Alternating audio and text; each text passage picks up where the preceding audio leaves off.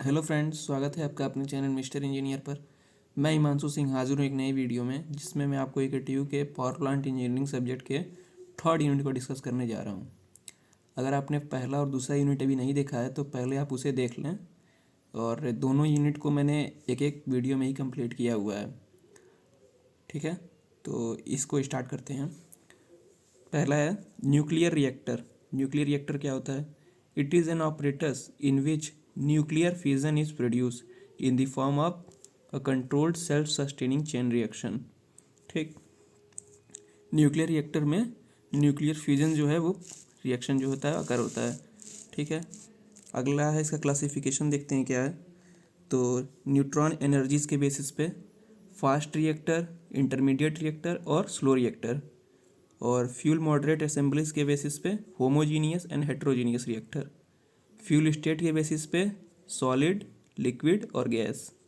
Fuel material के basis पे natural uranium with U-235 content और enriched uranium with more than 0.7 of U-235 content. ठीक है, moderator के बेसिस पे क्या है? वाटर यानी H2O और हैवी वाटर का यूज अगर करते हैं NaD2O का, अलग अलग मॉडरेटर हैं।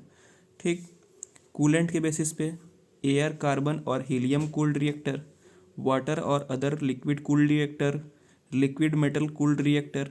ठीक है, कंस्ट्रक्शन ऑफ कोर के बेसिस पे क्यूबिकल है, ऑक्टागोनल है, सिलेंड्रिकल है और स्फेरिकल है। ठीक है, फ्यूजन ऑफ न्यूक्लियर फ्यूल्स, ये क्या है? It is defined as the type of nuclear disintegration in which heavy nucleus splits up into two nuclei of nearly comparable masses with liberation of energy। ठीक है, ये क्या बोलता है कि न्यूक्लियर, ये एक प्रकार का न्यूक्लियर डिसइंटीग्रेशन है। ठीक है, डिसइंटीग्रेशन मतलब टूटना। ठीक है, इसमें क्या होता है, जो न्यूक्लियस होता है वो splits up into two nuclei, मतलब जो एक न्यूक्लियस है वो दो न्यूक्लियाई मतलब दो पार्ट में टूट जाता है। ठीक है, मतलब दो से अधिक पार्ट में भी टूट सकता है। अप टू लिखा है, ऑफ नियरली कंपेरेबल मासेस। ठीक है, विद लिबरेशन ऑफ एनर्जी। इस फिर क्या होता है, एनर्जी भी जो है रिलीज होती है। दूसरा क्या है, the fusion is accompanied by the release of 3 neutrons and radiation energy in the form of gamma rays। ये क्या बोल रहा है कि जब यूरेनियम में हम कोई न्यूट्रॉन्स की स्ट्राइक करते हैं, ठीक है, तो क्या होता है वो, जैसे क्या था 92U-235 था, तो इसमें एक न्यूट्रॉन ऐड हुआ तो 92U-236 इसका मास हो गया। ठीक है, तो ये फिर किस में कन्वर्ट हो गया, ये दो पार्ट में स्प्लिट्स हो गया। किस में बेरियम में और क्रिप्टॉन में। ठीक है, दो पार्ट्स में स्प्लिट्स हो गया, और 3 जो है वो न्यूट्रॉन्स जो है वो रिलीज हुए, और एनर्जी गामा जो है, रेडिएशन जो है वो रिलीज हुआ। ठीक, इसको इस तरीके से फिगर से भी दिखाया गया है कि एक न्यूट्रॉन जो है स्ट्राइक किया इस पे यूरेनियम पे, उसके बाद यूरेनियम जो है वो दो न्यूक्लियाई में टूट गया, किसमें बेरियम में और क्रिप्टॉन में, और गामा रेज जो है वो रिलीज़ हुई। ठीक, और 3 न्यूट्रॉन जो हैं वो रिलीज़ हुए हैं। ठीक, यही बताया गया है इसमें। ओके, अब देखते हैं डिस्ट्रीब्यूशन ऑफ फ्यूज़न एनर्जी किसमें डिस्ट्रीब्यूट होती है। तो kinetic energy of fusion fragments क्या है, ये 168 मेगावाट, मेगा इलेक्ट्रॉन वोल्ट। ठीक है, और उसके बाद से इंस्टेंटेनियस गामा रेज एनर्जी, इसमें 7 मिलियन इलेक्ट्रॉन वोल्ट्स हैं। उसके बाद से kinetic energy of fusion neutrons, इसमें 8 मिलियन इलेक्ट्रॉन वोल्ट्स हैं। Beta particle DK of fusion particle, इसमें 7 मिलियन इलेक्ट्रॉन वोल्ट्स हैं। ठीक है, इसी तरह से गामा का है, इसको आप देख सकते हैं। फिर चेन रिएक्शन देखते हैं क्या है।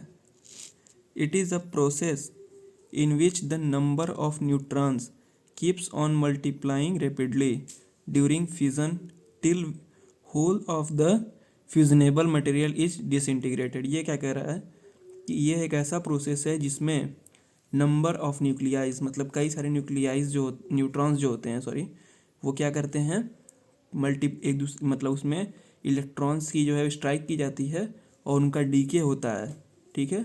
किसमें, कब तक डीके होता है, जब तक कि वो डिसइंटीग्रेट ना हो जाए, ठीक है, डिसइंटीग्रेट, ठीक, मतलब टूट ना जाए। If at least one fusion neutron become available for causing fusion of another nucleus, then the chain reaction will become self sustaining और self propagating। अगर कम से कम एक जो फ्यूजनेबल न्यूट्रॉन है वो क्या हो, अवेलेबल हो, तो तब तक मतलब ये जो रिएक्शन है वो चलती रहेगी और ये जो रिएक्शन उसको क्या कहेंगे, सेल्फ सस्टेनिंग या सेल्फ प्रोपोगेटिंग, ठीक, इस चेन रिएक्शन को। आगे देखते हैं क्या है फैक्टर और रिप्रोडक्शन फैक्टर। ये क्या होता है, इसको के से रिप्रेजेंट करते हैं। ये होता है एक रेशियो किसका, number of neutrons in the any particular generation, ठीक है, upon number of neutrons in the preceding generation, ठीक। अगर के की वैल्यू 1 से ज़्यादा है यानी कि ग्रेटर देन 1 है तो चेन रिएक्शन विल कॉन्टीन्यूअस, मतलब चेन रिएक्शन होता रहेगा। अगर के की वैल्यू 1 से कम है मतलब लेस देन 1 है तो चेन रिएक्शन जो है वो कांट बी मेंटेन, मतलब चेन रिएक्शन बंद हो जाएगा। ओके, रेडियो एक्टिव डीके क्या है, ये क्या कहता है, तो it is a process by which the unstable atoms atomic nucleus losses energy by radiation. इसमें क्या होता है कि जो अनस्टेबल एटम है वो अपनी एनर्जी को लॉस करता है, ठीक है, किससे, रेडिएशन के थ्रू। इसी को रेडियो एक्टिव डीके कहते हैं। इसमें क्या है, ये थ्री टाइप्स ऑफ डीके होते हैं। कौन कौन से, अल्फ़ा डीके, बीटा डीके और गामा डीके। अल्फ़ा डीके किसके थ्रू होता है, इलेक्ट्रोमैग्नेटिक एंड स्ट्रॉन्ग फोर्सेस के, ठीक है। Beta decay due to weak forces और gamma electromagnetic and strong forces के वजह से, ठीक है। अगला है half life of nuclear fuels. क्या है ये, half life, it represents the rate of decay of the radioactive isotopes, ठीक है, किस रेट से जो डीके हो रहा है आइसोट्रॉप्स का उसको ये कहते हैं हाफ लाइफ। और क्या कह सकते हैं हाफ लाइफ को, the half life is the time required for a half of the parent nuclei to decay और डिसइंटीग्रेटेड। मतलब कि एक ऐसा, मतलब हाफ लाइफ जो है वो बताता है कितना टाइम की ज़रूरत पड़ेगी हाफ जितने भी हमारे टोटल नंबर ऑफ क्या कहते हैं न्यूक्लियस है, न्यूक्लियाई है, उसको उसके हाफ को डिसइंटीग्रेट होने में या डीके होने में। मतलब कोई चीज़ इतना है उसका हाफ कब तक, मतलब हाफ नंबर ऑफ न्यूक्लियस कब तक डिसइंटीग्रेटेड होंगे वो भी बताता है क्या, हाफ लाइफ, ठीक है। Half life is equal to क्या होता है, T half is equal to 0.693 upon lambda, ठीक है। After passing every half life the number of nuclei is reducing, ठीक है, reducing to half, so it is the actively, ठीक है। अगला क्या है, मॉडरेटिंग पावर। मॉडरेटिंग पावर क्या होता है, the power required to slow down the nucleus, ठीक है, slow down neutron in a nuclear reactor so that they can easily promote fusion of nucleus, ठीक है। क्या बोल रहा है कि कितनी पावर की ज़रूरत पड़ेगी जो न्यूक्लियर रिएक्शन हो रहा है उसको स्लो डाउन करने के लिए, उसी को हम कहते हैं मॉडरेटिंग पावर, ठीक। मॉडरेटिंग रेशियो क्या होता है, it is the ratio of microscopic slowing down the power to the microscopic cross section for a absorption, ठीक। अगर मॉडरेटिंग रेशियो इंक्रीज करता है तो इफ़िशियंसी ऑफ मॉडरेटर वो भी इंक्रीज करेगी। जैसे मॉडरेटर 2 टाइप का बताया था मैंने, एक D2O एक H2O, हैवी वाटर और वाटर, ठीक है। अब देखते हैं कितने टाइप के न्यूक्लियर रिएक्टर होते हैं या थर्मल फ्यूज़न रिएक्टर। तो प्रेशराइज्ड वाटर रिएक्टर है, बॉइलिंग वाटर रिएक्टर है, कैंडियो वाटर हैवी वाटर रिएक्टर है, कैंडियो मतलब कैनेडियन वाटर है ये, क्या कहते हैं, Canadian deuterium heavy water reactor है ये, Canadian deuterium uranium heavy water reactor, sorry. उसके बाद से गैस कूल्ड रिएक्टर है, एटसेट्रा। कंपोनेंट्स देख लेते हैं न्यूक्लियर रिएक्टर के कितने हैं।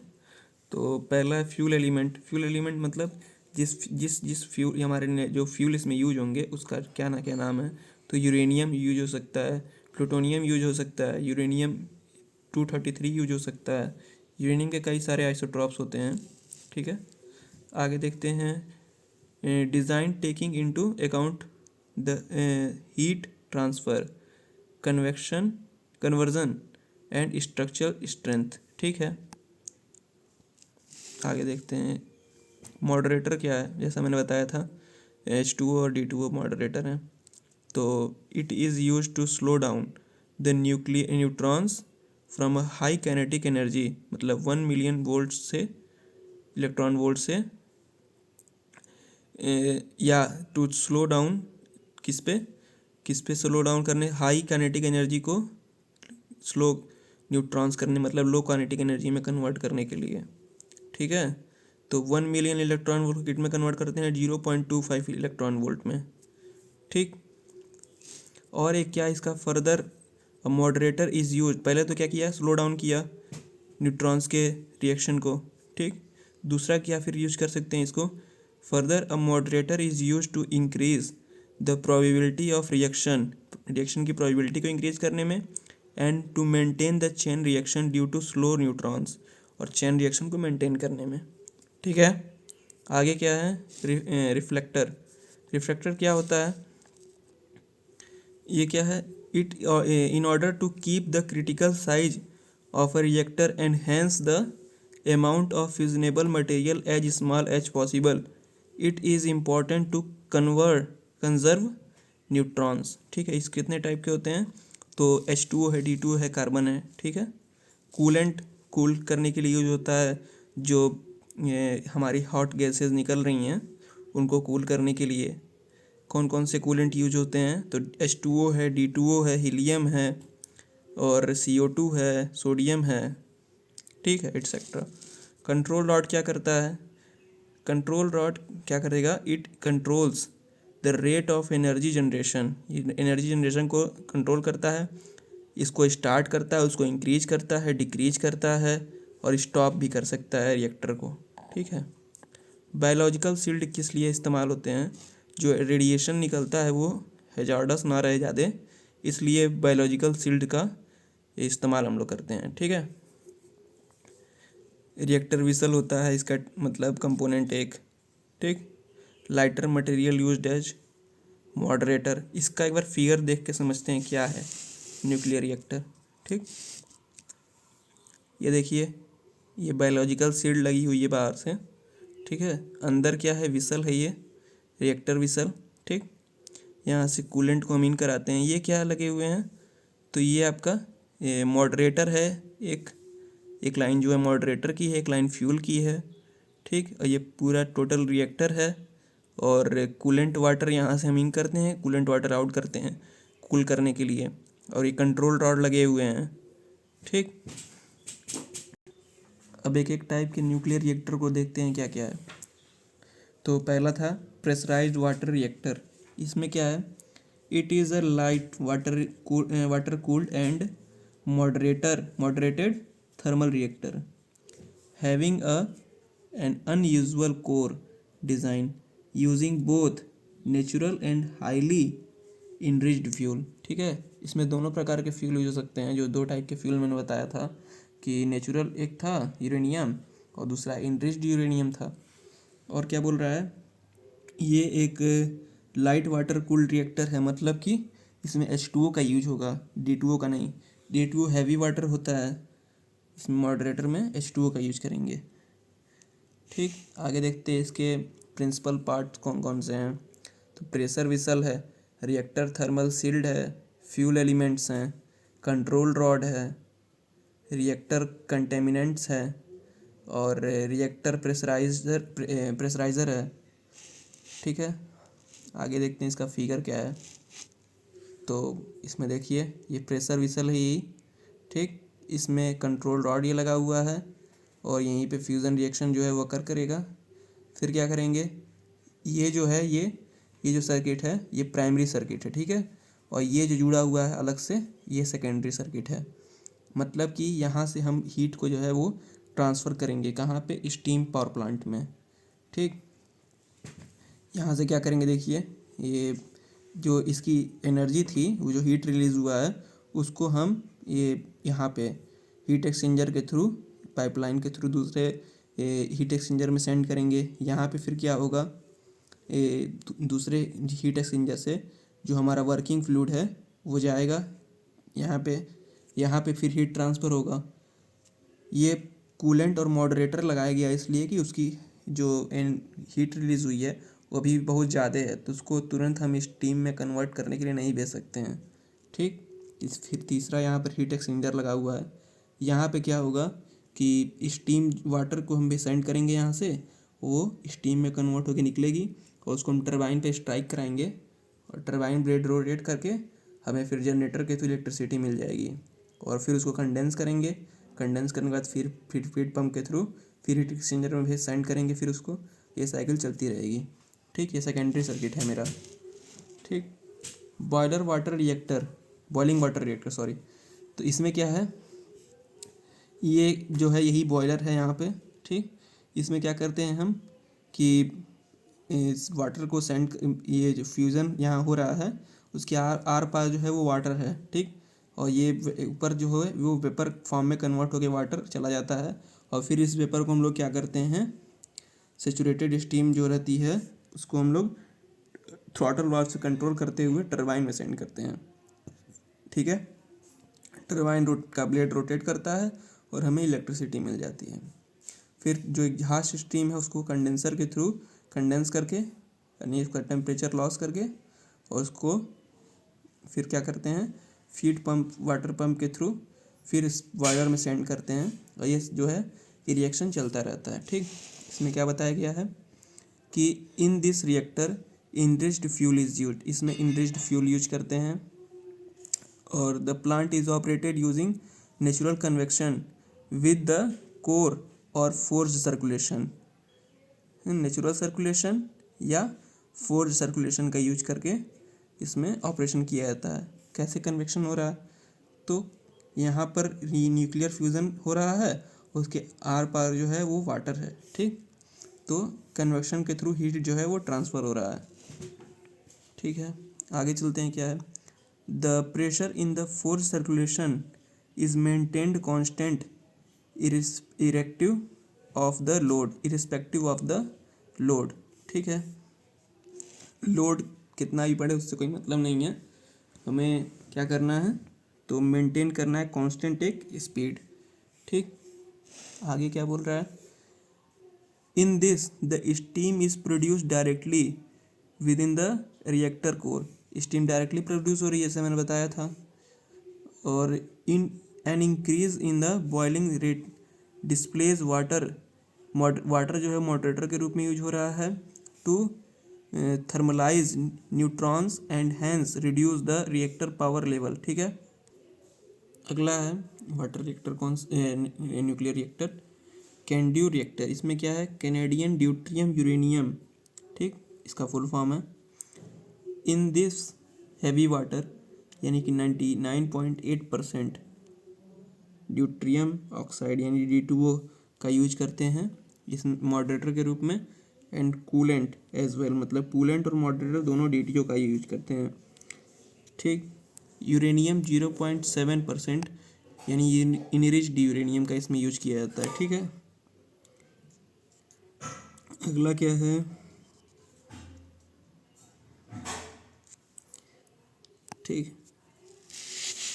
ठीक है, अगला है गैस कूल्ड रिएक्टर। इसमें क्या है, तो ये रिएक्टर कोर है। ठीक, यहीं पे रिएक्शन होता है, फ्यूज़न रिएक्शन। उसके बाद से हम यहाँ से ये प्राइमरी सर्किट के थ्रू ये पूरा प्राइमरी सर्किट है, ठीक ना, और ये पूरा क्या है, स्टीम सर्किट है।